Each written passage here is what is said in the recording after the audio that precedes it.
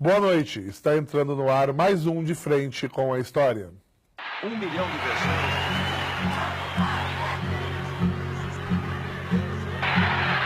Manifestação de natureza política. Habeas corpus.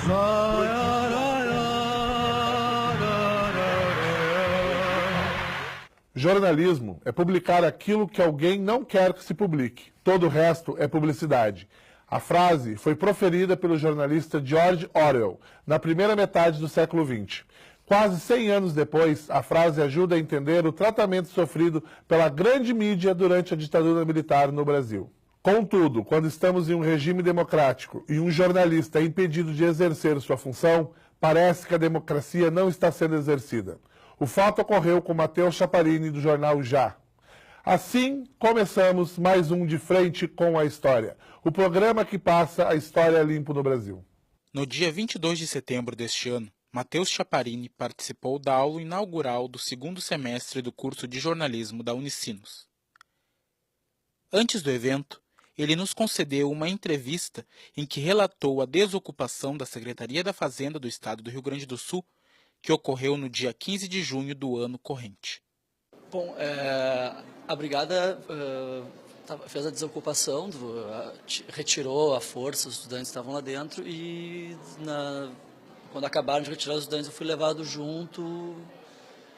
A alegação era que na hora eu fui me identificar com o capitão e não, para mim, eu não quero saber se é jornalista, para mim tu tá junto, depois tu te explica. E eu até não foi nem dado voz de prisão, assim, está preso. Eu fui percebendo que de repente eu estava, né, porque até então eu estava trabalhando normalmente. Eu estava cobrindo pelo jornal Já, sou repórter do Já, a gente estava desde o começo das ocupações, era um assunto que a gente estava acompanhando na pauta diária do jornal e tal.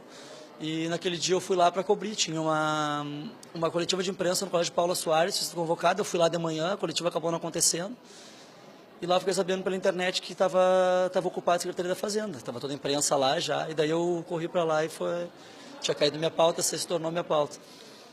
Era a pauta do dia, assim, rotina normal. Durante os anos de 1964 a 1985, o Brasil viveu em um regime militar. Neste período, o Brasil sofreu com violações dos direitos civis, o fim da liberdade de expressão e muita repressão, intensificados a partir da implementação do Ato Institucional número 5, que dava poder totalitário ao Marechal Costa e Silva, presidente em exercício. Conversando com alguns colegas mais antigos, assim, uma das coisas que o pessoal comentava assim, era tipo, no nosso tempo a gente era preso trabalhando, mas era uma ditadura, a gente às vezes sabia que saía para trabalhar, podia acontecer de ser preso. Teve uma colega que disse, tinha um delegado tal lá que eu já chegava, ele já dizia, fulano, tu de novo, desculpa, volta pro teu trabalho. E ela disse, mas é uma ditadura, a gente, né, agora que teoricamente a gente tem quase 30 anos um regime democrático, né, então isso é o que assusta mais, né.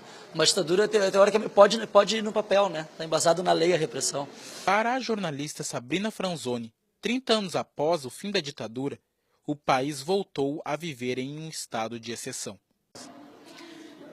Eu achei super importante essa aula inaugural. Ela traz uma discussão que é a questão da violência e, principalmente, do papel do jornalista frente a todo o nosso processo de estado de exceção que estamos vivendo atualmente.